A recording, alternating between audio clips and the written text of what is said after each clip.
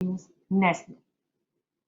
अब सबसे बड़ा प्रश्न आज के समय की बात करें तो ये है कि क्या कंगाल बैंकों में आम आदमी के पैसे सुरक्षित है या नहीं। प्रश्न ये तब से ही उठ रहा है जब पहले देखा जाता था कि 1 लाख रुपए की मर्यादा थी। अगर कोई बैंक घोटाले में होती है या बैंक डूबने का खतरा होता है, बैंक डूब जाती है, तब 1 लाख रुपए अगर आपका बैंक में अकाउंट है, आपका अगर अकाउंट खोल रखा है तो आपको बैंक डूब जाने की स्थिति में 1 लाख रुपए मिलने के पात्र होता था। लेकिन वो संख्या अब बढ़कर 5 लाख रुपए कर दी गई। अब बात यह है कि 5 लाख रुपए की संख्या तो कर दी गई, लेकिन सबके जहन में एक ही सवाल है कि क्या अब बैंक डूबने लगेंगे। काफी सारे बैंकों का मर्जर भी हमने देखा, लेकिन ऐसा क्यों? आखिर वो बैंकों का मर्जर क्या सूचित करता है? तो यही आज का मुद्दा है कि बैंकों की आज की स्थिति क्या है, आम आदमी के पैसे कितने सुरक्षित। और इस चर्चा में हमारे साथ जुड़ चुके हैं कांग्रेस की ओर से सीए मेहुल पटेल हमारे साथ जुड़े हुए हैं और भाजपा की ओर से स्नेहल जोशी हमारे साथ जुड़ चुके हैं। आप दोनों का स्वागत है की न्यूज में। जी स्नेहल जी, आपसे शुरुआत करते हैं। पहले देखा गया कि 1 लाख रुपए का जब बैंक डूबने पर मिलता था। अब तब ये प्रश्न नहीं था कि बैंक डूबेंगे या नहीं, वैसी कोई स्थिति लोगों को नजर नहीं आती थी। लेकिन अभी की बात करें हाल की स्थिति की, तो कहीं ना कहीं जब बोला गया कि बैंक डूबने पर अब 5 लाख रुपए दिए जाएंगे, तब सबके जहन में एक ही प्रश्न है कि कौन सा बैंक अब डूब जाएगा। ऐसा क्यों?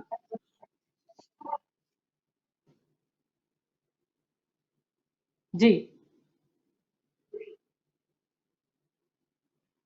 जी स्नेहल जी, हम आपकी आवाज नहीं सुन पा रहे हैं, आपका आवाज शायद म्यूट है।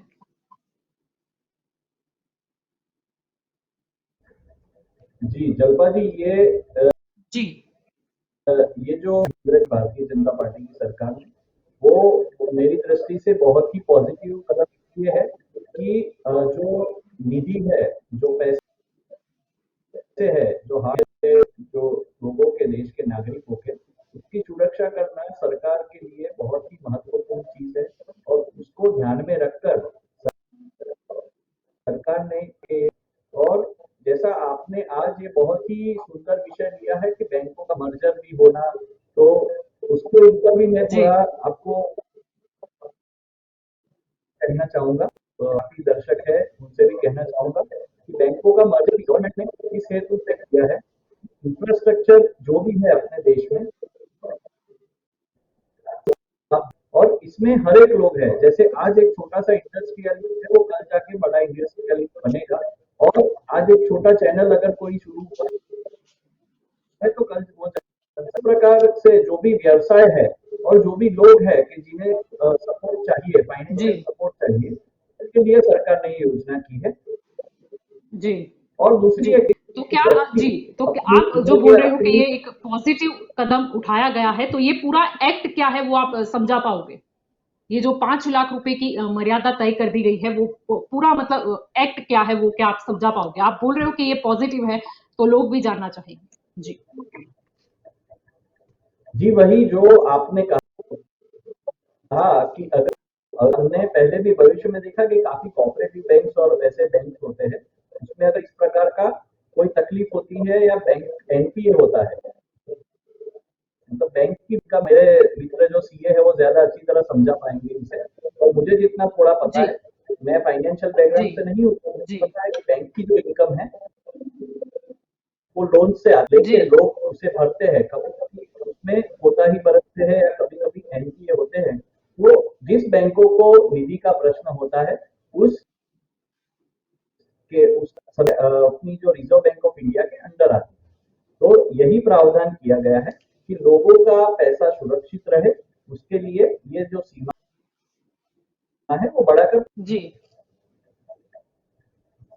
जी कोई बात नहीं, शायद आपको नहीं पता होगा। मेहुल जी, आपकी ओर आना चाहूंगी। हम जिस एक्ट की बात कर रहे हैं, सबसे पहले लोगों के लिए जानना भी ये बहुत जरूरी हो जाएगा। DICGC एक्ट जो 1961, जिसका अमेंडमेंट किया गया है, यानी कि deposit insurance credit guarantee corporation act, इसमें ये चेंजेस किया गया है। एक अमेंडमेंट आया है कि 90 डेज में, जिसमें समय मर्यादा तय की गई है कि अब 1 लाख रुपए नहीं 5 लाख रुपए दिए जाएंगे। लेकिन अभी जो सिचुएशन हम देख रहे हैं, तो क्या लगता है कि बैंक घोटालों की संख्या बढ़ेगी या भगोड़ों की तादाद बढ़ेगी? क्या कहना चाहेंगे बेउल जी? इस एक्ट के बारे में और अब ये जो सिचुएशन आ खड़ी है?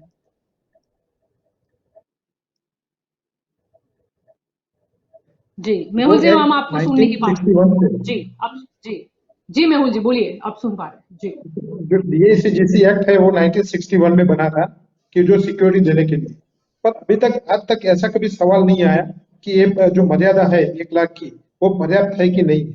उसका रीजन एक ही था कि अभी तक हम सबको बैंकों पे पूरा विश्वास था। अगर कोई कहीं पे भी अगर आपको पूछेगा, किसी को भी पूछेगा कि भाई कहाँ पे मुझे सबसे सेफ इन्वेस्टमेंट करना है तो कहाँ पे करूँ, तो हर कोई बोल पाएगा कि भाई बैंक में कर, बैंक में आप डिपॉजिट करवा दो, उससे ज्यादा सेफ कुछ था ही नहीं। तो अभी तक वो कुछ दिक्कत नहीं थी, पर अभी आजकल में हमने जो लास्ट थोड़े सालों में देखा है कि बैंक डिफॉल्ट कर रहे हैं, बड़े बड़े बैंक डिफॉल्ट कर रहे हैं, जैसे कि यस बैंक का आपने देखा या फिर लक्ष्मी विलास बैंक का देखा, पीएमसी बैंक का देखा। तो अभी लोगों का विश्वास जो है वो बैंकों पर से उठ गया। और खास करके इसमें इसके पीछे अगर हम देखें तो जो सरकार की जो करंट गवर्नमेंट है उसकी जो नीतियां है उसमें से मैं 2-3 आपको सिर्फ बताऊंगा कि एक तो जैसे कि नोटबंदी जैसा सबसे बड़ा ब्लंडर, कि उसके बाद से पूरी इकोनॉमी, मैं कहूंगा कि सिर्फ बैंक नहीं पर पूरी इकोनॉमी की हालत बहुत ही बुरी हो गई है। और खास करके आपने देखा कि खास जो फाइनेंस सेक्टर, अभी स्नेहल जी ने बहुत सही बताया कि वो एक्सपर्टाइज वाला क्षेत्र है, कि उसमें आपको अनुभवी और एक्सपर्टाइज पर्सन की जरूरत रहती है। जबकि हमने देखा कि हमारे जो प्राइम मिनिस्टर है उनको ना तो रघुराम राजन से बनी, या फिर उन्होंने जिनको लाया था उर्जित पटेल, उनके साथ भी उनकी नहीं बनी। तो वो ये सेक्टर है जो ये बैंकिंग सेक्टर की अभी ये हालत होने का जो रीजन है कि अभी एक्सपर्टाइज एडवाइस नहीं मिल रही है। दूसरा, नोटबंदी के बाद में भी हमने देखा कि उस टाइम और उसके बाद में जो सरकार की नीतियां रहती है वो एक स्थायी नहीं रहती। नोटबंदी के टाइम पे भी हमने जो 50 दिन में 76 अलग अलग मार्गदर्शिका इसको आरबीआई को लानी पड़ी थी। ये जो बात है तो उससे भी जो बैंकिंग सेक्टर की जो स्टेबिलिटी होती है उसको बहुत बड़ा धक्का पहुंचता है। और अगर तीसरी बात हम देखने जाए तो जो फ्रॉड ये सब अभी जो बढ़े हैं, कि हम लास्ट में अगर देखें तो एक साल में ही अगर हम बात करें तो 500 से ज्यादा करोड़ वाले 73 फ्रॉड 2019-20 में बने हैं। तो ये जो बात है तो उसके कारण अभी लोगों का विश्वास डगमगाया गया है। और दूसरा, अभी जो महंगाई जितनी है उसके हिसाब से देखे तो कोई भी ये नहीं कहेगा कि 5 लाख की जो मर्यादा है वो पर्याप्त है। और खास करके जो पेंशनर्स है या फिर सीनियर सिटीजन है, बुजुर्ग लोग, उनका तो पूरा घर जो बैंक डिपॉजिट पे ही चलता है। तो एक तरफ से अगर आप देखें तो इंटरेस्ट भी बहुत कम हो गए हैं, और दूसरी ओर से अगर आप देखने जाए तो ये जो लोगों को इतना विश्वास नहीं रहा और जो बैंक भी डूब रहे हैं तो उससे भी लोग बहुत ही चिंतित हैं। जी बिल्कुल। हमारे साथ राजनीतिक विश्लेषक राजेश ठाकर जी भी जुड़ चुके हैं। सबसे पहले तो राजेश जी आपका स्वागत है के न्यूज में।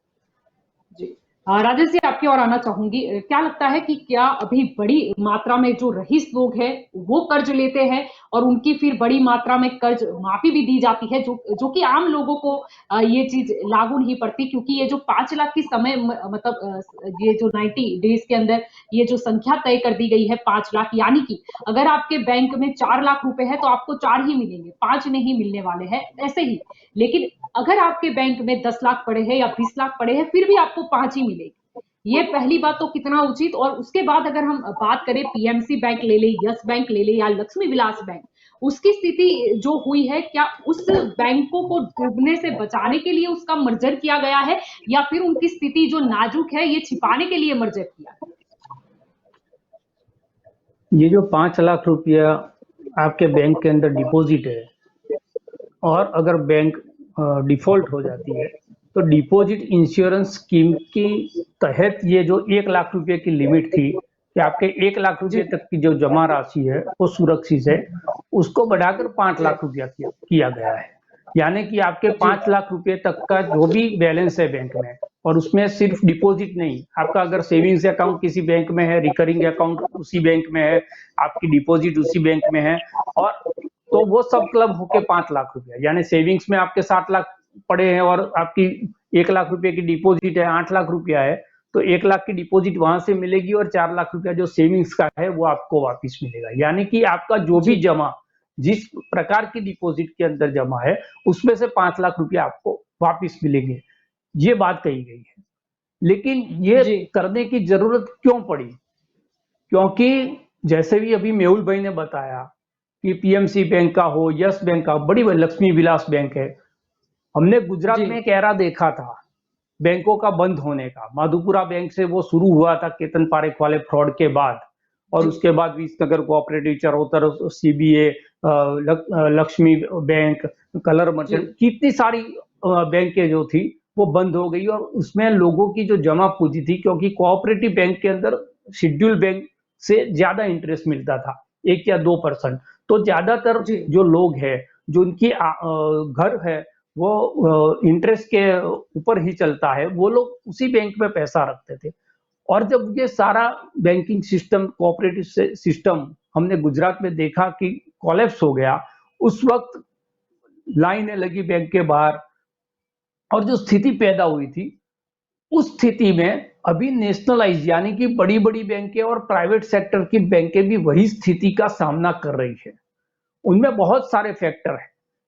जो मेहुल भाई ने बात बताई है, वो गवर्नमेंट पॉलिसी की बात बताई, जो 3 बात बताई। जी इसके अलावा जो बैंकिंग का फंक्शन है, जो माइक्रो लेवल बैंकिंग, वो ट्रेडिशनल बैंकिंग होता था कि जिसके अंदर 30% जो फाइनेंस है वो बड़े उद्योगपतियों को, और 70% जो फाइनेंस है वो किसी को व्हीकल खरीदना है, किसी का सोशल कोई काम है उसके लिए है। यानी कि छोटे मजले व्यापारियों को अगर कैश क्रेडिट जी चाहिए, उनको टर्म लोन चाहिए, उनको बीडीटी चाहिए, तो उसमें देना है।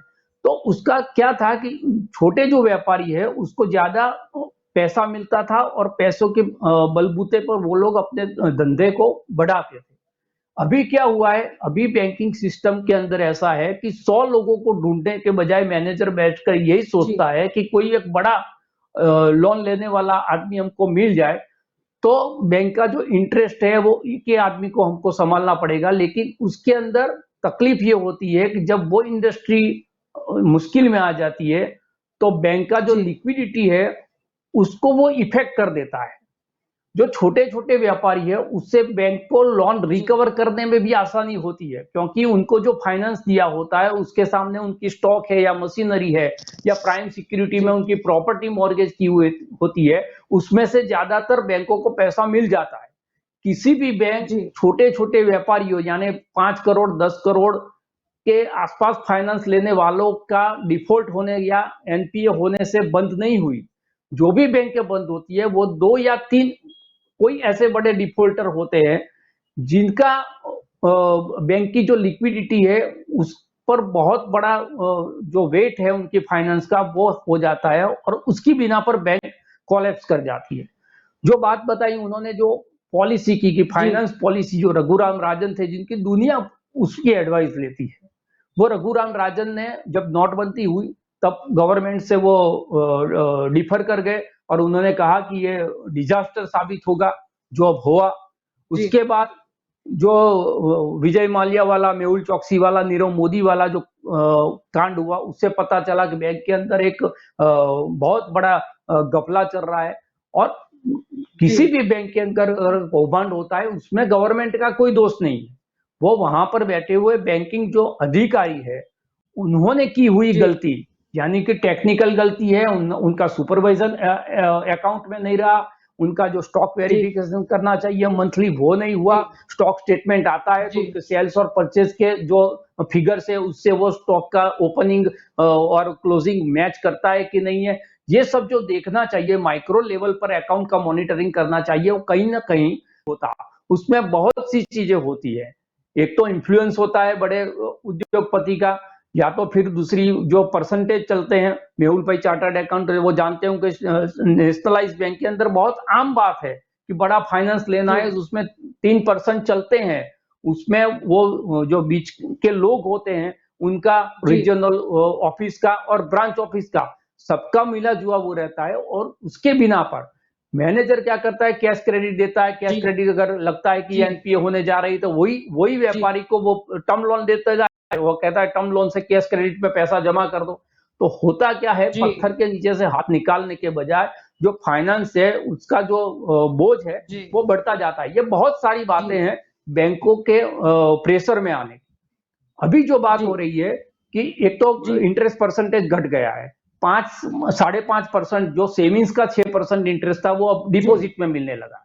तो जो पेंशनर थे कि जिनकी इनकम ही इंटरेस्ट थी, वो लोग क्या करते हैं कि जी बैंक से ज्यादा रेट कहाँ मिलता है तो वो प्राइवेट फाइनेंस में जाते हैं, फिर प्राइवेट फाइनेंस में सहारा जैसा हो जी जाता है तो वहां लोगों को मुश्किल, उसमें तो गवर्नमेंट का आपको शेल्टर भी नहीं जी मिलता।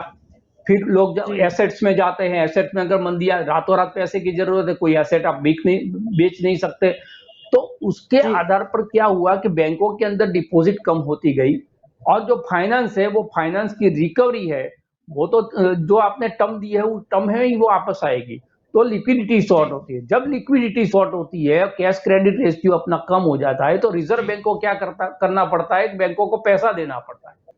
वो जी पैसा कहां से लाएंगे? 3 बार इस बैंकों को बचाने के लिए रिजर्व बैंक ने पंपिंग किया पैसों का। तो ये जो सारी जो जी बैंकिंग सिस्टम है वो जी सुचारू रूप से चलती थी, वो कहीं ना कहीं किसी भी वो गवर्नमेंट की पॉलिसी हो, बैंक का जो फंक्शन करने का तरीका हो, जो लोगों की मानसिकता बड़े उद्योगपतियों की जिस तरह की हो गई है, जी जी 80% जो एनपीए है वो देश के सिर्फ 500 या 600 लोगों के वजह से है। जी यानी कि जो जी पूरा बैंक का लाखों करोड़ों रुपए का पैसा दबा जी हुआ है, वो दबे हुए पैसों में 500 या 600 लोग ही ऐसे हैं जिन्होंने ये जी पूरा पैसा दबाया हुआ है। यानी जी मेरे और तुम्हारे वो जैसे भाग जाते हाउसिंग हैं लोन के फिर लिए भी हम पैसा लिया पकड़ नहीं है। पाते। जी हाँ, और वो उनको जब रिकवरी होती है उनका, उसका रिकवरी भी क्यों नहीं होती? क्योंकि उनका जी वैल्यूएशन गलत होता है। उन्होंने जो प्रॉपर्टी मॉर्गेज की है वो प्रॉपर्टी 50 करोड़ की और वैल्यूएशन 100 करोड़ का किया है, तो जब बेचने जी जाओगे तो 50 करोड़ का ही मिलेगा, 50 करोड़ रुपया बैंक को गंवाना पड़ेगा। और उसके साथ साथ अभी जो वन टाइम सेटलमेंट वाला जो था उसमें जो थर्ड पार्टी ला दिया है उससे भी कंपनियां डिफॉल्ट हो जाती है, फिर बड़ी कंपनी उसको सस्ते में ले लेती है। खरीदने वाले को तो सस्ते में कंपनी मिल गई लेकिन बैंक जी को उनका पूरा पैसा नहीं मिलता। तो ये सारी चीजें हैं जिसकी वजह से बैंक प्रेशर में है। और अगर बैंक डिफॉल्ट कर गई तो लोगों जी के जो डिपॉजिट किया हुआ पैसा है वो कैसे बचे? तो उसमें 5 लाख, यानी कि आपको किसी भी बैंक में पैसा रखना है, गवर्नमेंट ये बता रही है कि आपको किसी भी बैंक में पैसा रखना है जी तो 5 लाख से ज्यादा पैसा आपको नहीं रखना चाहिए। या यही जी बात हुई खुद ना के कि रिस्क आपको पे अलग रखिए। अलग जगह पर जी इन्वेस्टमेंट करना चाहिए। आपके पास अगर जी 15 लाख रुपए है तो 5 लाख आप वहां पर रखो, 5 लाख म्यूचुअल फंड में डालो, 5 लाख अलग जगह पर रखो। लेकिन बैंक के अंदर अगर आपके 5 लाख से ज्यादा पैसे है जी और यस बैंक जैसा कुछ घोटाला हो गया या मधुपुरा बैंक जैसा जी कोई घोटाला हो जी गया यानी तो डिजिटल आपको वो बनिए पर पैसे भूल 5 लाख जाना। की लिमिट तक। हाँ हाँ। जी जी बिल्कुल। स्नेहल जी आपकी ओर आना चाहूंगी। अभी जैसे कि हमारी बात चल रही है बैंक की अभी की हालत की स्थिति पर, तो एनपीए जो है वो बढ़ता ही जा रहा है। आरबीआई की अगर हम बात कर ले तो इसके पास भी शायद इतने पैसे नहीं है क्योंकि वो बैंकों को बचाए या फिर सरकार को पैसे दे, क्योंकि हमने देखा है कि डिविडेंड का जो स्तर है वो भी काफी बढ़ गया है अगर हम पहले के काल की बात करें और हम अभी के काल की बात करें। ऐसा क्यों?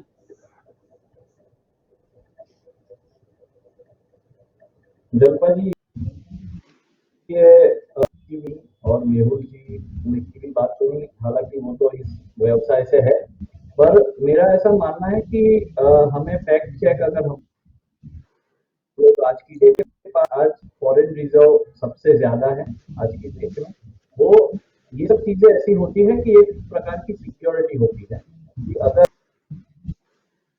कुछ सेव करने के लिए उनके पास गोल्ड रिजर्व भी है। और आरबीआई इज वेरी स्टेबल और इतने सालों में बहुत ही अच्छी स्टेबिलिटी आज आरबीआई के मर्जर से, मैंने जैसे आपको कहा कि भारतीय जनता जी पार्टी की सरकार का एंड गोल वही है कि देश के हर एक नागरिक को उसका पैसा जी सिक्योर करें। जी क्योंकि सरकार और सरकार की सारी आरबीआई ने एजेंसियां जी हर और एक आरबीआई ने ही बैंक कहा था कि अभी जो एनपीए का रेशियो है वो बढ़ के अगर मार्च 2022 की बात कर ले तो 11.22% तक जा सकता है, ऐसा आरबीआई के द्वारा ही कहा गया है। जुलाई महीने की ही बात है। जलपा जी, यानी ये उन्होंने भी भाजपा कहीं की ना कहीं सरकार हमें में, प्रस्तुत किया है एनपीए और भी बढ़ सकता है, डबल डिजिट तक जा ही सकता है। जी मैं वही बात कर रहा था कि मॉनिटरिंग है रहा है, एक बात। दूसरी बात कि ये जो आंकड़े दिखाए जा रहे हैं वो बहुत ही स्पष्ट रूप से किसी भी भेदभाव के बिना और एकदम क्रेडिट दिखा रहे हैं। इससे बैंकों को, फाइनेंशियल ऑर्गेनाइजेशंस को, लोगों को भी पता चले कि क्या परिस्थिति है। और दूसरी बात कि जब कोई यूनिट, कोई कहिए जैसे इन्होंने माधोपुरा कहा फॉर एग्जाम्पल, तो उस प्रकार के कोई जो यूनिट्स होते हैं और अगर सरकार देखती है कि ये सिक यूनिट है या ये मुनाफा नहीं कर रहा है, तो तुरंत सरकार एक्शन लेती है। और काफी बैंकों का मर्जर भी इसके लिए ही किया गया है कि उसका जो कोर है वो स्ट्रेंथन हो, उसके पास अच्छी तरह के ग्राहक है बैंक के, उसे सेफ्टी सिक्योरिटी मिले। और सबसे महत्वपूर्ण, राजेश जी ने तो बात कही या शायद मेहू जी ने कही, मैं एग्जैक्टली भूल गया, बट जो सीनियर सिटीजन, बहुत ही जरूरी चीज है ये, क्योंकि उनका घर इससे चलता है। उन्होंने पूरी जिंदगी जो मेहनत की है वो पैसे आज उन्होंने बैंक में डाले हैं। और मैं आज आपकी चैनल के भारतीय जनता पार्टी की सरकार, पर ऐसी कोई पॉलिसी तो नहीं है ना कि हम बैंक घोटाले नहीं रोक सकते। जैसे 5 लाख वाला डिपॉजिट की जो संख्या है बढ़ा दी गई, लेकिन पॉलिसी ऐसी कोई नजर नहीं आती ना, क्योंकि भगोड़े तो भाग गए और आम आदमी के पैसे कितने सुरक्षित, ये प्रश्न होता है। नहीं जल्पा जी, आप जी हम उन्हें ला क्यों नहीं पता होगी? नहीं, हमारा, मैं वही आपके प्रश्न का जवाब देता हूँ। आपका प्रश्न है हम उन्हें ला क्यों नहीं पाए, तो मैं उस पर ही जवाब देना चाहूंगा कि अगर देखेंगे कि भगोड़े जब भागे, बराबर, तभी ये काफी टाइम से ये फ्रॉड चल रहा था। ये फ्रॉड चालू हुआ वो काफी समय पहले, भारतीय सरकार भी नहीं थी उस काल में, भी काफी लोगों ने किया। और मैं किसी को दोष नहीं देता, काफी लोग सिस्टम में है और वो लोग भी इसमें जिम्मेदार है। जी सरकार का है हर एक देश के साथ जो एक्सट्रेडिशन ट्रीटी की है, उसके हिसाब से अभी के काल की बात करें तो पहले से 50 गुना ज्यादा मतलब हो गया है जो पैसे नहीं लौटाने का। अगर हम कांग्रेस से लेके नहीं, मैं आपका, मेरी बात अगर आप पूरी होने देंगे तो मैं 1 मिनट तक कहना चाहूंगा। उसमें क्या और कुछ आपका जो भी अभिप्राय है, मैं ऐसा कहना चाहता हूं कि इसमें दोहरी तरीके से वार होता है। इस प्रकार के जो लोग एक्सट्रेडिशन है उसका वहां से यहाँ लाने के लिए, उसके ऊपर जो वर्ल्ड के कंट्रीज के साथ एक्सट्रेडिशन ट्रीटी में जो हमारी टर्म्स एंड क्लॉजेज होती है, उसके हिसाब से और विभाग एक्ट करते हैं। और दूसरा, एनफोर्समेंट डायरेक्टरेट यहाँ की उसके सारे एसेट सीज करता है। अभी पिछले दिनों में, और ये मेरे दोस्त भी दोनों जी, पर कर्ज माफी भी कर दी जाती है, ऐसा मुद्दा है कर्ज माफी। मतलब आम लोग अगर लोन ले और अगर उनकी भरपाई नहीं कर सकते तो उनके व्हीकल चले जाते हैं, उनका घर तक ले लिया जाता है, उनके तो कर्ज माफी नहीं होती है। लेकिन सरकार के द्वारा एक और वो लाया गया जिसमें कहा गया कि मतलब जो भी कंपनी है वो खुद के हिसाब से बोल दे कि नहीं हम डिफॉल्टर है, फिर देखा जाएगा कि आगे क्या करना है। यानी सिचुएशन ऐसी हो जाती है कई बार कि वो जो उद्योगपति यानी कि बिजनेसमैन है वो कंगाल नहीं है, लेकिन उसकी कंपनी कंगाल है क्योंकि उसको लोन नहीं चुकता करनी। यानी कहीं ना कहीं उसमें भी सुधार की आवश्यकता तो है।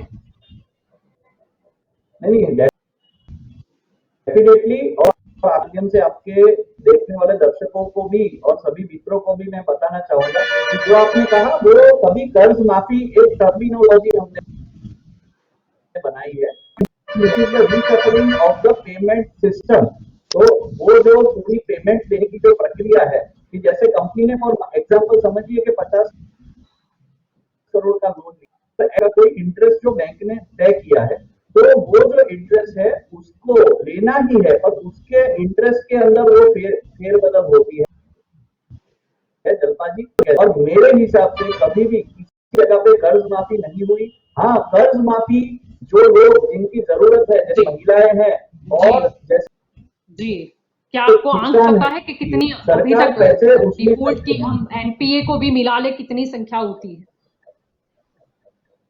उसकी संख्या काफी अधिक है। जी जी ने कहा जी वो बराबर है।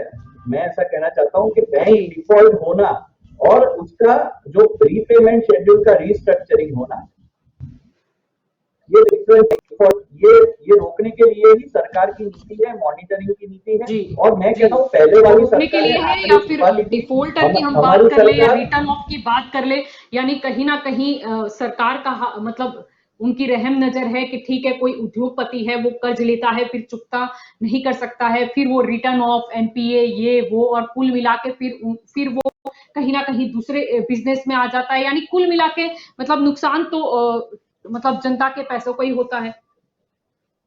जनता जी, मैं ये भी तो सिचुएशन हमने आज देखी।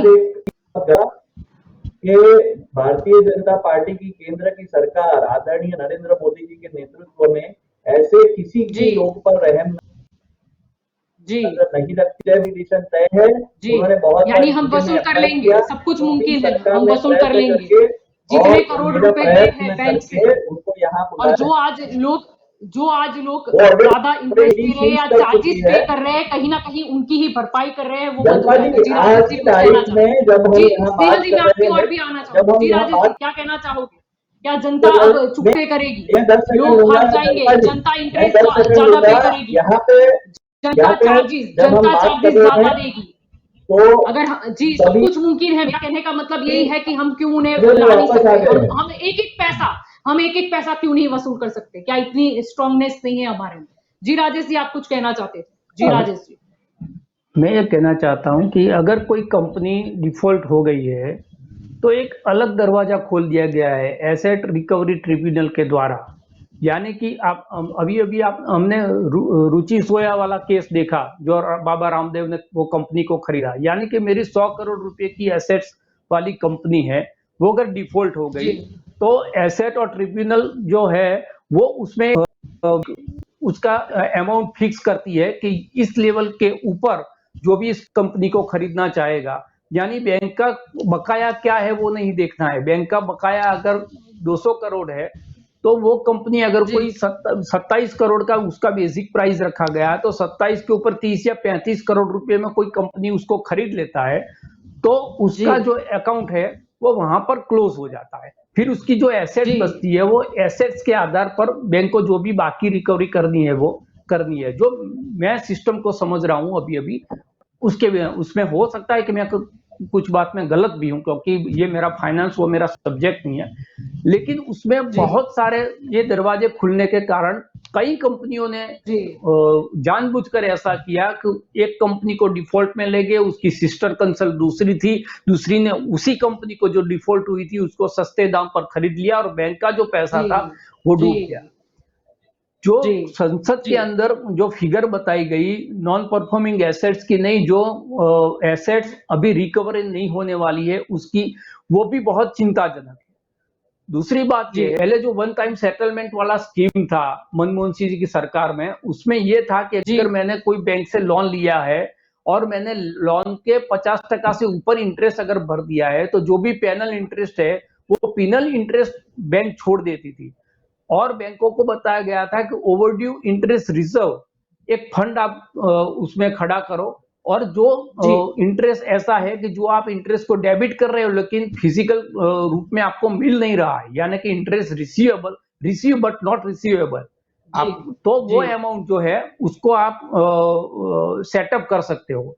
यानी बैंक की जो मूडी थी, जो दिया गया पैसा था, वो पैसा उस स्कीम में नहीं डूबता था। और उसमें दूसरा कंडीशन ये था कि अगर वन टाइम सेटलमेंट में आपको जाना है तो जो आपका बकाया है उसका 25% आपको बैंक में जमा करना है और उसके बाद ही वो वन टाइम सेटलमेंट वाला आता था, और वो बैंक सीधा नहीं कर सकती थी, उसको भी रिजर्व बैंक ऑफ इंडिया के पास भेजना पड़ता था। सवाल ये है कि हर 1 साल के बाद रिजर्व बैंक ऑफ इंडिया का ऑडिट होता है, बैंक के अंदर चार्टर्ड अकाउंटेंट का कंकरेंट ऑडिट होता है, जो कोऑपरेटिव बैंक है उसका डिस्ट्रिक्ट रजिस्ट्रार के वहां से एक ऑडिट होता है, और बैंक का इंटरनल ऑडिट का एक सिस्टम होता है। 4 ऑडिट के सिस्टम होने के बावजूद इतने बड़े फाइनेंस जो है वो डूबे जा रहे हैं। उसका मतलब ये है कि कहीं ना कहीं सिस्टम के अंदर कुछ गलतियां है, या तो ये जानबूझकर होती जा रही है, या तो वो जो गलतियां है उसको जो गवर्नर बॉडी है जिसको सुधारना चाहिए, यानी कि रिजर्व बैंक ऑफ इंडिया है, वो वहां पर एक्शन नहीं ले रही। और उसी के कारण जी जो पैसा विजय माल्या लेके गए हैं, जब आएंगे वो तब आएंगे, या मेहुल चौकसी लेके गए, या नीरव मोदी लेके गए, या केतन पारेख लेके गए, जो वो भी आएंगे पैसा भाई, लेकर गया है वो ये मेरा और वो स्नेहल भाई आपका ही पैसा है, मेरा और आपका ही पैसा है। वो जब आएगा तो आएगा, उसमें वो दिक्कत नहीं है, वो सरकार प्रयत्न कर रही है, करेंगे, लेकिन डिफॉल्टर थे, उसके ऊपर रेड कॉर्नर नोटिस लगा हुआ था, वो देश नहीं छोड़ सकते थे। ऐसे लोग जी जो ड्यूअल सिटीजनशिप लेकर भागने से पहले ड्यूअल सिटीजनशिप ले लिया है 2 देश का, और यहां से देश से बाहर चले गए, वहां अगर जी हमने देश में उनको रोक लिया होता तो आज विदेश से जी वापस लाने की जो एक्सरसाइज हो रही है वो नहीं होती। और वो नहीं इसलिए मैं होती। कहता हूं कि जी बैंक मैंने पहले भी बताया कि बैंक के अंदर जो कौभांड होता है उसमें किसी भी सरकार दोषित नहीं होती है, उसमें जो बैंकिंग जी सिस्टम चलाने वाले लोग हैं, जो अधिकारी है, वही उसके जी लिए जिम्मेदार है। लेकिन उनके ऊपर भी कड़े कदम नहीं लिए जाते, किसी भी बैंक मैनेजर जी को आजीवन कैद नहीं हुई उसके कौभांड के लिए, जी यानी कि 6 या 7 साल फाइनेंशियल फ्रॉड की जो जी अवधि है सजा की, वो जी 6 या 7 साल जी है। आदमी सोचता है 50-60 करोड़ रुपया मैं गबन कर दूंगा, 5-10 करोड़ रुपया वकील और पुलिस के पीछे खर्चा कर दूंगा, 6 साल जेल में रहूंगा, बाकी बाहर आने के बाद तो 7 पीढ़ी का काम हो गया। तो जो कानून है जी उसको भी कड़ा करने की जरूरत है, सिस्टम जी को भी सुधारने की जरूरत है, और अपनी जो इकोनॉमिकल पॉलिसी है उसमें जी जैसा मैंने बताया तो जी जी राजद को हटाने के बाद जो उर्जित पटेल को लाया, वो तो बिल्कुल नरेंद्र मोदी के विश्वसनीय थे, वो भी इस सिस्टम से बाहर निकल गए क्योंकि उनका भी नहीं सुना जी जा रहा था। यानी जो जी फाइनेंस मिनिस्टर जो डिसीजन ले रहे थे उसमें रिजर्व बैंक ऑफ इंडिया के उन्होंने खुद कहा कि हमारा जो ओपिनियन है उस ओपिनियन को गंभीरता से नहीं लिया जाता। तो जो जी फाइनेंस के लोग हैं उन पर छोड़ देना चाहिए, पॉलिटिकल डिसीजन जी फाइनेंस उनकी क्षेत्र में नहीं नहीं चलानी लेना चाहिए। चाहिए। जो भी सरकार हो, जी आज की जो सरकार या उनका पिछली विषय सरकार, नहीं है जिसने वहां भी पर ये नहीं किया है चलना वो गलत किया जी है।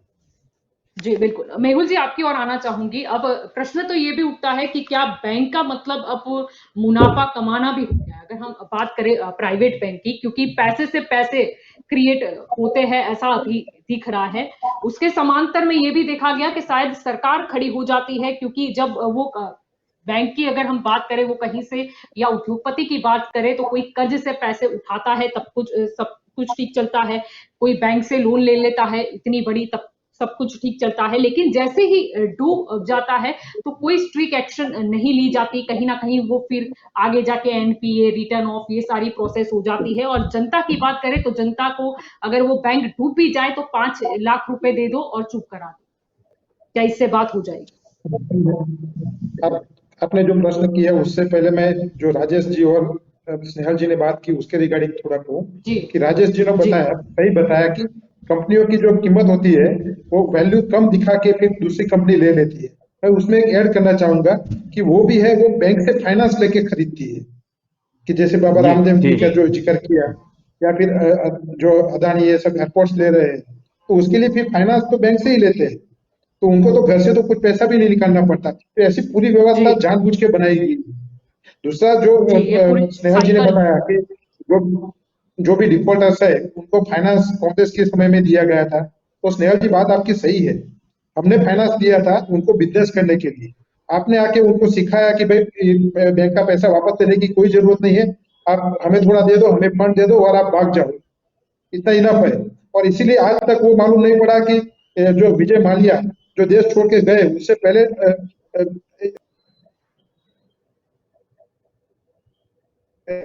नहीं हुई, क्या पकाया गया, वो कुछ मालूम ही नहीं पड़ा। और दूसरा जो आप बता रहे हैं कि उनको वापस लाने का ट्राई कर रहे हैं, तो मैं बताऊं इसमें कि 5 साल में 38 डिफॉल्टर छोड़ा है आज तक, और उसमें से सिर्फ 20 के सामने रेड कार्पेट नोटिस जारी किया है, और सिर्फ 14 को प्रत्यार्पण की संधि के वापस लाने के लिए मांग की गई है। तो ये जो बात है वो भी जो सरकार जो पहले बाहर से ब्लैक मनी वापस लाने की आप बात कर रहे थे 2014 से पहले, वो तो नहीं है, पर यहाँ के जो मनी थे वो आप बाहर वो सिर्फ रोकेंगे तो भी इंडिया का डेवलपमेंट अच्छी तरह से होगा। तो वो जो बात है आपकी कि प्रयास हो रहा है वो गलत बात है। और दूसरा जैसे जलपा जी आपने अभी बताया, ये जो जी मर्जर की बात कर रहे हैं, स्नेहल जी ने भी 2 बार उसका जिक्र किया, तो आपने बताया कि जो भी कोई नुकसान वाला बैंक हो उसको छिपाने के लिए किया जा रहा है कि नहीं। तो हम जो गुजरात के दर्शक है उनको तो मालूम होगा, क्योंकि ये हमने पहले भी देखा हुआ है कि जो हमारे जीएसपीसी जी कंपनी थी जो घाटे में जा रही थी, तो उसको ओएनजीसी को बेच दिया। तो ये जो है, तो इसमें क्या होता है कि जो उनकी जो नाकामयाबी होती है वो फिर पूरी छिप जाती है।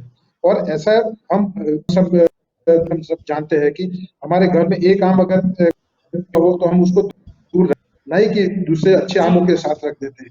पर ये सरकार की जो जी पॉलिसी है कि खुद की नाकामयाबी को छिपाने के लिए, तो ये इसमें से हमेशा ये बात होती रहती है कि जो अच्छे बैंक चल रहे होते, जैसे कि अभी आप ओएनजीसी जो हमारे नवरत्न में से एक गिना जाता था, जी उसकी अब अगर वर्किंग की अगर आप देखेंगे, वो अभी लड़खड़ा गई है।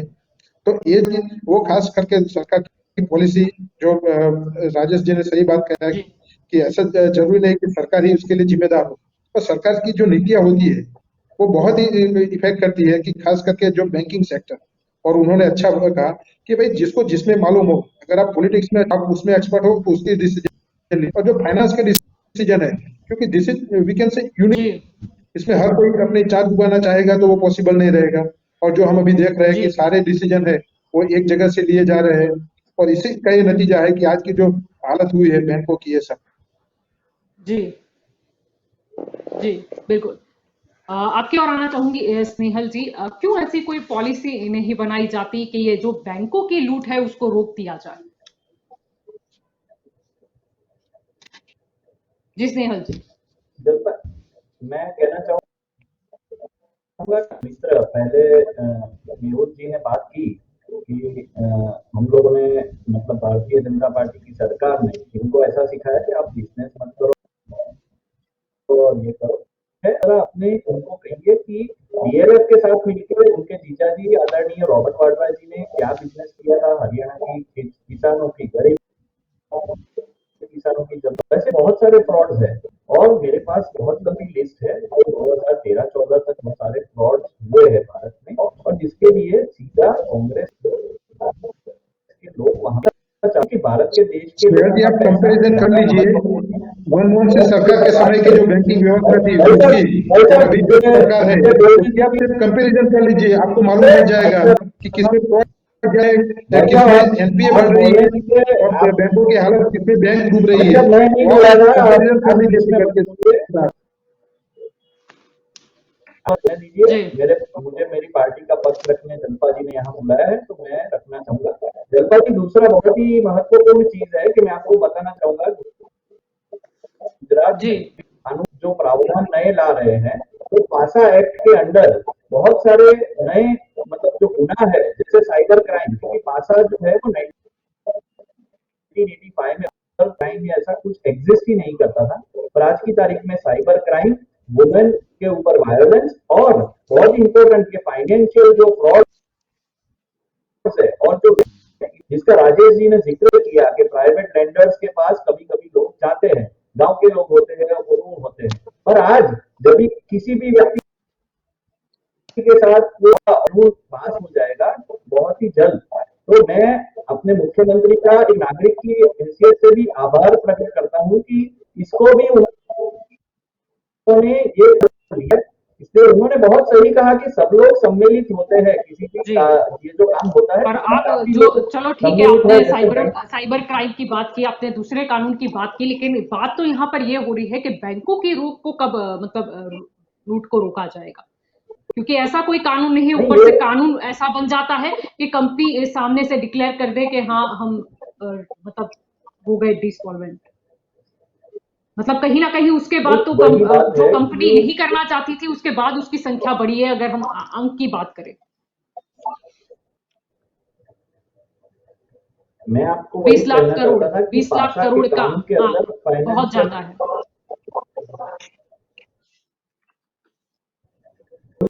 कहिए, मैं बोलूं अभी जलपा जी? हेलो। जी आपकी आवाज मिल रही है मुझे। जी कानून का, कानून का प्रावधान हर जगह पर है, और वो संविधान में भी है, और अच्छा सुदृढ़ बनाना वो हमारा काम है।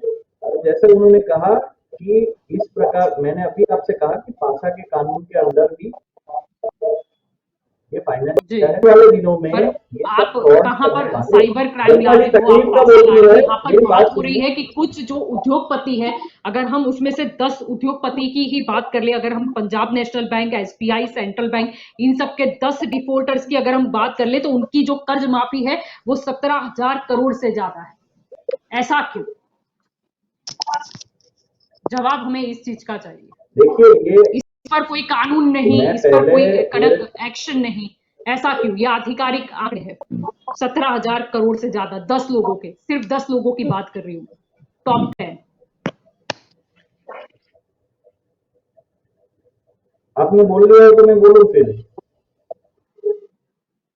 क्योंकि अब मुझे बोलने का मौका नहीं मिल रहा, तो कोई मुझे बोलने तकलीफ का है तो आप मौका नहीं, मैंने बताइए आपको मुझे। पूरा सुना है, लेकिन मैं जो सवाल पूछूंगी उसके भी आपको जवाब देने होंगे। आपको मैंने बहुत अच्छे से सुना है, आप वो साइबर और क्राइम की बात ये कर रहे थे, मैं रहेगा सुनती आई, फिर आप लाते हो पासा पे। अरे आप पासों को छोड़िए ना, आप, मैंने आपसे स्पष्ट सवाल किया कि कानून कब पासा आएगा, के आप उसका अंदर जवाब दीजिए पासा मुझे। के आप अंदर मुझे ये बताइए कि जो कानून है, आपको पासा पहले के तो अंदर एक्ट का नाम भी फाइनेंशियल नहीं क्राइम पता को था, डाला गया उसमें क्या है। अमेंडमेंट है, मैंने आपको पूरा मौका दिया, अरे मैंने मुझे आपको आपसे कहा कि पता आप है बोल रहे हो, ललिता जी, आप आप ज्ञानी बोल रहे हो है, नहीं आप पता। बहुत बड़े आपने बोला ज्ञानी है, मुझे नहीं पता, मैंने आपको ये बोला था कि आप उस एक्ट के बारे में आप बोल रहे हो आप कि ये ज्ञानी है, पॉजिटिव बात है, तो आप ललिता समझा जी आप दीजिए मुझे, ज्ञानी है। आप समझा दीजिए, अरे लोगों आप के समझा साथ काम दीजिए। करने वाला मैंने व्यक्ति स्पष्ट हो, तौर पर बोला था, मैंने आपको स्पष्ट मौका दिया है, ठीक है? अगर आपको नहीं पता है तो आप मना कर दीजिए कि ठीक है, कानून सोच अरे समझ तो कर पहले डालिए, की पर बात आप क्या ऐसा अभी की मत बात बोलिए कि करिए मुझे ना, बोलने का अभी मौका आपने नहीं क्या दिया। प्रश्न पूछे?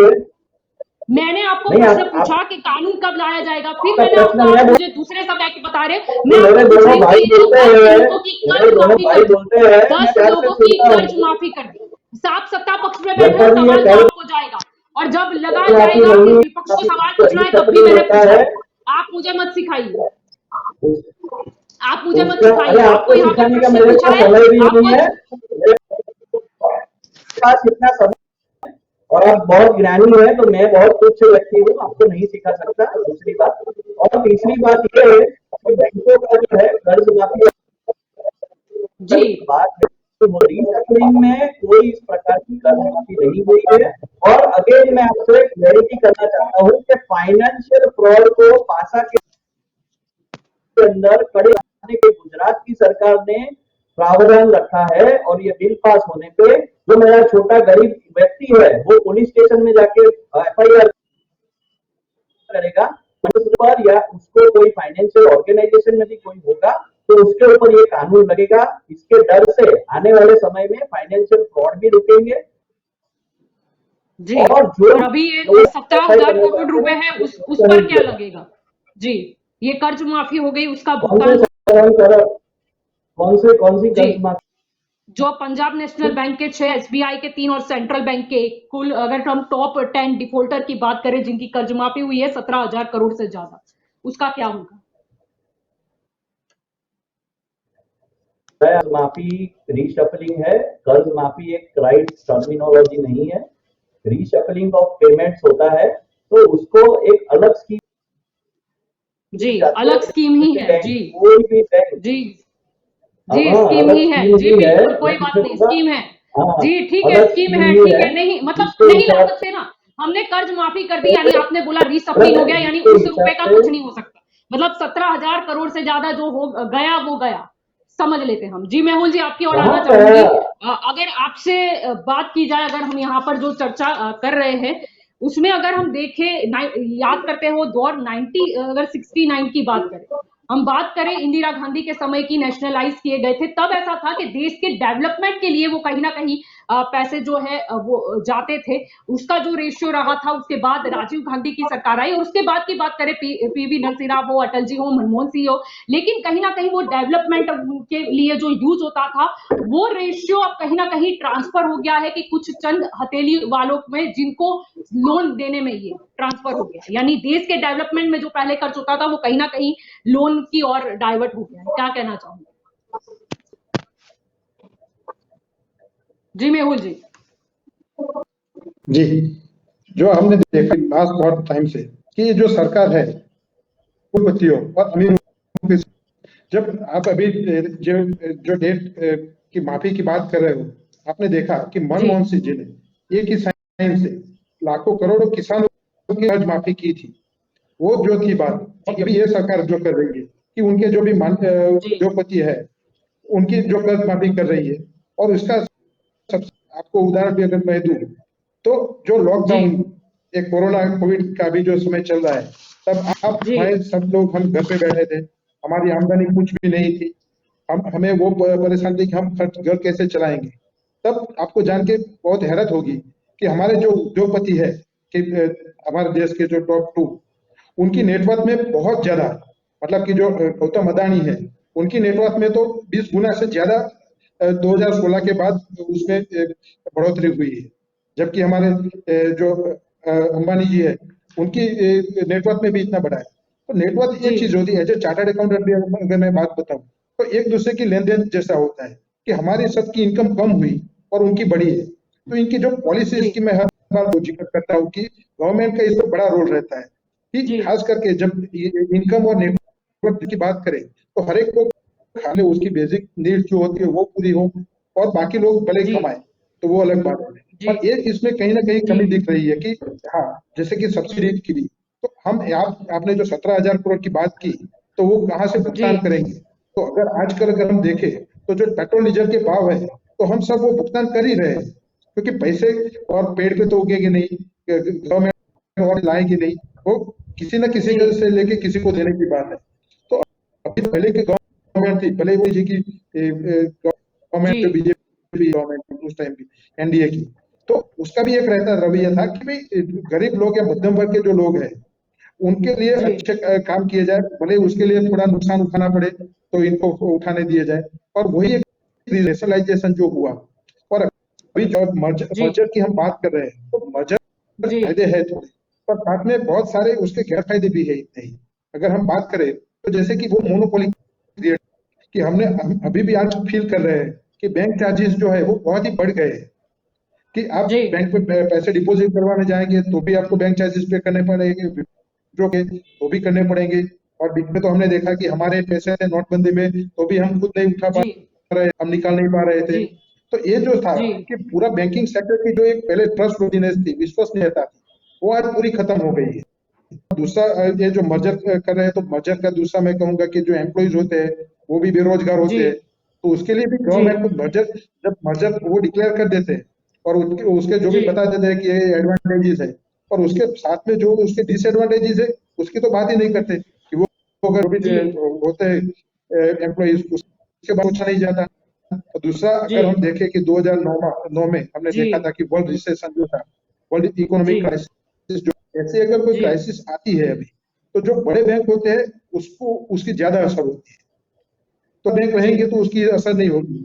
वो वैसे ही बात हुई कि जैसे कि अगर एक दो लोगों को ही ज्यादा बड़ी एडवांस लोन दे दी और अगर वो डूब गए तो जी सबको पूरी इकोनॉमी खत्म हो जाएगी, पूरी बैंक डूब जी जाती है, ऐसी बात होती है। अगर कम बैंक के होगी और उसमें से अगर किसी को इफेक्ट हुई ऐसी वर्ल्ड क्राइसिस की, ग्लोबल इकोनॉमिक क्राइसिस की, तो पूरी इकोनॉमी हिल जी जाएगी। तो वो भी बात सरकार को मर्जर से पहले सोचनी चाहिए। जी, बिल्कुल। राजेश जी आपकी ओर आना चाहूँगी। हमने यहाँ पर बात की 19 जुलाई 1969 की। अगर 14 निजी बैंकों के नेशनलाइजेशन की अगर हम बात करें, तब बैंकों में जो पैसे थे वो कुल 5,000 करोड़ रुपए थे, जिनमें से कर्ज दे रखा था 3,500 रुपए। और उस समय 8,200 ब्रांच हुआ करती थी। अगर हम अभी की सिचुएशन की बात करें, अगर बैंकों में कितना पैसा जमा है उसकी बात करें, तो 148 लाख करोड़ है, और लोन दिया गया है उसमें से 101 लाख करोड़, जिसमें से 20% तो ये जो बैड लोन है या एनपी है उसमें जा चुका है। यानी कहीं ना कहीं मतलब अभी बैंकों की अगर ब्रांचेस की भी बात करें, उसकी की भी संख्या बड़ी है, लेकिन उसका जो मतलब मॉनिटरिंग प्रोसेस था या एडमिनिस्ट्रेशन था, वो कहीं ना कहीं डल हुआ है। नहीं, इसमें जो भी फाइनेंस देने का जो तरीका है बैंक का, वो रिजर्व बैंक ने जो तय किया जी हुआ है कि आपके पास जी जो पैसा है इसमें से जो 6% है वो आपको सीआर रखना है, जी आपको जी 25% है वो एसेट रिजर्व में रखना है। उसके बाद में भी जो पैसा है आपको फाइनेंस करना है, वो कैश क्रेडिट में कितना जाएगा, लॉन्ग टर्म जी फाइनेंस में यानी हाउसिंग जी फाइनेंस में कितना परसेंटेज उसमें जी से जाएगा, टर्म लोन में कितना जी परसेंटेज जाएगा, वो आपका जो डिपॉजिट्स है बैंक में, वो डिपॉजिट की जो टर्म्स है उसके आधार पर लोन की टर्म्स भी तय होती है। यानी कि सारा फाइनेंस जी अगर आपने हाउसिंग स्कीम में दे दिया है 20 साल के लिए, और आपकी जो फंड है उसकी मैच्योरिटी 2 साल 3 साल या 5 साल मैक्सिमम है, तो जब फंड विड्रॉल हो जाएंगे तो जो पैसा है वो लिक्विडिटी आपकी शॉर्ट करेगी। तो वो एक पूरा सिस्टम है रिजर्व बैंक का, किस तरह से फाइनेंस देना चाहिए उसका। तो जो डिपॉजिट है उससे ज्यादा तो कोई बैंक फाइनेंस दे नहीं सकती, पहली बात ये। दूसरी बात यह है, जब हम डिफॉल्टर की बात करते हैं तो उसमें 2 पार्ट होते हैं, एक डिफॉल्टर होता है, एक विलफुल डिफॉल्टर होता है। जो विजय माल्या वाला केस है या केतन पारेख वाला केस है या मेहुल चौकसी वाला, नीरव मोदी वाला है, उनका इंटेंशन जो था वो इंटेंशन ही मेलाफाइड था, उसको पैसा गबन ही करना था बैंक का, यानी कि वो विलफुल डिफॉल्टर थे। तो जो स्नेहल भाई बात बता रहे हैं, जो फाइनेंस फ्रॉड करने वालों के खिलाफ पासा का एक्ट आया है, ऐसा ही है, ये विलफुल डिफॉल्टर के खिलाफ लगाना चाहिए, क्योंकि डिफॉल्टर क्या है कि वो अपराधी नहीं है। आज मेरा फाइनेंशियल कंडीशन अच्छा है, मेरा धंधा अच्छा चल रहा है, मैंने बैंक से पैसा लिया मेरे धंधे को बढ़ाने के लिए, लेकिन 2, 3, 4, 5 साल होते होते, जैसे कि अभी कोरोना का समय आ गया, कोई होटल बिजनेस में उसका बिजनेस ठप हो गया, तो स्वाभाविक रूप से वो पैसा बैंक को वापस नहीं कर पाता। लेकिन 6-7 साल तक उसने रेगुलर बैंक को इंटरेस्ट दिया है, तो वो आदमी अपने धंधे के वजह से प्रेशर में आया है, उसकी इच्छा ये नहीं है कि बैंक का पैसा लेके वो भाग जाए। तो वो जो डिफॉल्टर है उसके ऊपर हमेशा बैंक संवेदनशील रहती है, और रिजर्व बैंक भी उसको जो रिसफल वो कर रहे हैं ना, रिसफल ऑफ पेमेंट वो बात अलग है, और सेटलमेंट बात अलग है। रिसफल सारी बैंकें करती है। अगर मेरा पैसा बैंक के पास है, मैं बैंक के बोर्ड के पास बैठता हूं और मैं कहता हूं कि ये पैसा मैं सारा आपका नहीं लौटा सकता, तो मुझे आप पैसा लौटाने के लिए कोई स्कीम बनाओ कि 1 साल के अंदर मैं इस तरह से इतना पैसा लौटाऊंगा, इसके बाद इतना पैसा लौटाऊंगा, तो बैंक उसमें रिसफल करके देती है। वो रिकवरी का सिस्टम है। लेकिन जो आपने बात बताई 17,000 करोड़ रुपए वाली, वो बात मैंने जो बोली, वो बैंक का पैसा जो दिया हुआ था वो गया। वो जो मैंने पहले भी बताया कि जो एनपीए बैंक का होता है, उसमें जो एक फंड खड़ा करना पड़ता है, जो भी ये पैसा आप गंवा रहे हैं वो अपने प्रॉफिट के अंदर से उसको माइनस करना पड़ता है। यानी जो भी साल में आपने इंटरेस्ट उसमें प्रॉफिट में लिया है, लेकिन आपके पास फिजिकल रूप से आया नहीं है, तो वो एंट्री को रिवर्स करके आपके प्रॉफिट को घटाना पड़ता है। यानी कि बैंक की जो स्ट्रेंथ है उस पर भी वो इफेक्ट करता है, और जो बैंक का जमा पूंजी है उस पर भी वो इफेक्ट करता है। ये टेक्निकल सब्जेक्ट है ही। तो जो डिफॉल्टर है उसको बाजू में रख के, जो बिल्कुल डिफॉल्टर है, जो आए ही हैं बैंकों का पैसा ले जाने के लिए, तो उन लोगों के खिलाफ बहुत कड़े से कड़े कदम, उनकी एसेट तो इतनी होती नहीं जितना बैंक है। अगर विजय माल्या पूरी अपनी एसेट दे देगा तो अभी जितना पैसा उसने लिया हुआ उसका बकाया बैंक को नहीं मिलेगा, क्योंकि उसके 50 करोड़ रुपए की प्रॉपर्टी मॉर्गेज होगी, वो 100 करोड़ लेके चला गया होगा।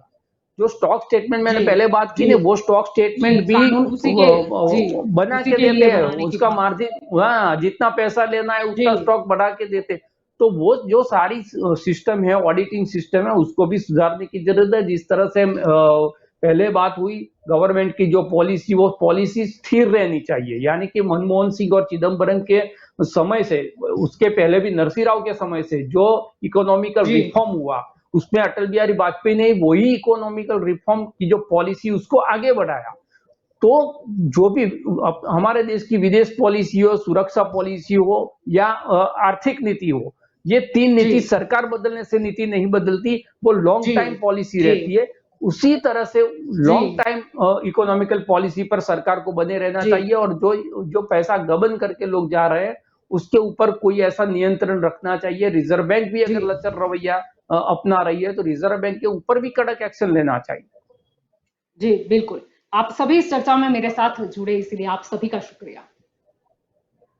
तो दंगल देशका में आज का हमारा मुद्दा था कि अगर ये कंगाल बैंकों की बात करें, जो शायद कुछ भगोड़े हैं जो बैंकों को कंगाल कर गए हैं, लेकिन आम आदमी के पैसे जिसमें सुरक्षित नहीं है।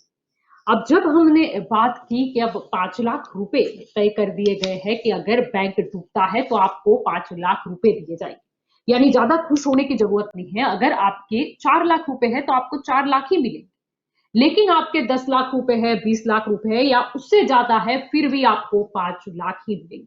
ये कितना उचित?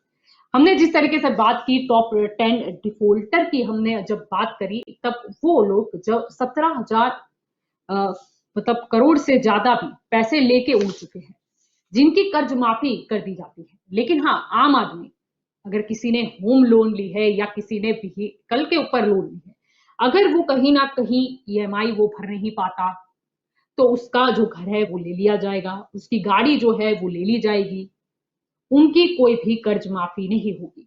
और वही लोग जब बैंक में पैसा जमा करते हैं, हाँ भगोड़े चले गए तो वो बात अलग है, लेकिन अगर आपके पैसे ज्यादा है फिर भी रूल तो यही है कि आपको 5 लाख यानी 5 लाख ही मिलेगा, उससे ज्यादा नहीं।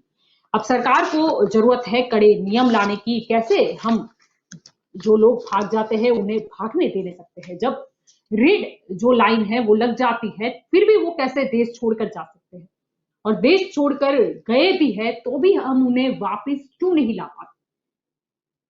क्या हमारे पास कोई स्ट्रॉन्ग ऐसे लोग नहीं है जो वार्तालाप ठीक से कर पाए, जो विदेश की जो नीति के लोग हैं उनके साथ बातचीत कर पाए, या फिर ऐसी कोई पॉलिसी नहीं है कि हम पहले ही पकड़ पाए कि ये तो बैंक का घोटाला होने वाला है।